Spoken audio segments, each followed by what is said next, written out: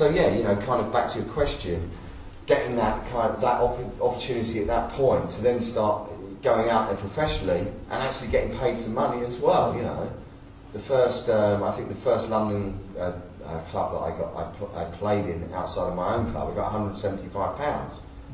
I think that club was heaven actually, and I was made up. It was like, I'm actually getting paid for what I do now.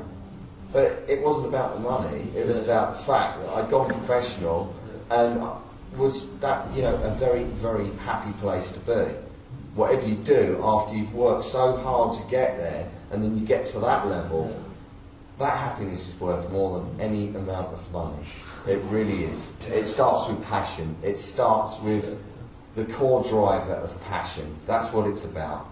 And money can follow that. And any walk of business, one walk of life, business and field of industry, it starts with that burning passion. And sticking with that passion through thick and thin, through all of the knockbacks, all of the challenges that are going to be put in front of you to test your resolve, to keep you going and your resilience and your motivation to where you want to be. And I still do that today. You know, I visualise, I set goals for what I want to achieve, and I work towards them. And I give as much effort as I can to get to that outcome and to that goal. You know, I have a list of goals and certain targets and levels of achievement and where I want to go with the timeline for this year.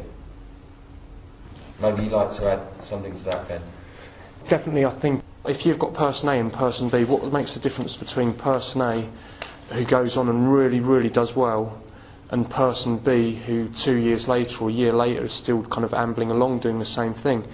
And that's a fundamental and really important question to ask in any walk of life, whether it be music, DJing, any walk of life. And what you find is that on the whole there are certain, whether or not they're conscious or not, certain mindset principles that a lot of people are employing. Not all of them, but there are certain traits between highly successful people. And it's all common sense, but common sense unfortunately isn't common practice. And one of the biggest things that I learned was about having big vision and not worrying about how it's going to happen, because if you would say, right, I want to be there, let's say that 5 years ago I said, I want to write a book with Danny, I wouldn't know how that was going to happen, and because I didn't know how it was going to happen, that would demotivate me. But what I've learned is that the best thing to do is have a big vision. Only share that with people who are going to support you in it and not the people who are going to detract from it, because the thing is, there are a lot of people, not because they want to, but maybe because they don't know any better, will kind of be the naysayers. Get real. Those kind of little remarks or behind your back, who does he think he is? So only share it with people who are going to support you and kind of genuinely sort of believe in it with you. Then don't focus on how it's going to happen, but know why you want it. So why would I want to do a book? Well, do you know what? Because I've got loads of knowledge to share. I enjoy sharing with other people. I want other people to be successful, because successful people normally means happy people. Happier people equals happier world, and it's nicer to be around. So I start having whys. What happens is, once you have the whys, the hows start to materialise. And the other thing, just rounding that off, is you don't have to know how everything unfolds, but if you've got an intention, so the key word is vision and intention. If you have a strong intention for something, this is not just music, in anything in life, and you have a vision and you have an intention, you hold on to both of those, is that it's like, we're going to drive to Nottingham tonight. Now, my car headlights only ever shine 70 metres in front of me, but that's all that they've got to do. I've only ever got to see the next 70 metres, because that's all I need to see. And it's the same as when you start moving towards a big goal. I don't know how it's all going to happen, but I know that right now I can make that phone call, I can make that email, I can pick up and write this letter to that person, I can do this bit of research.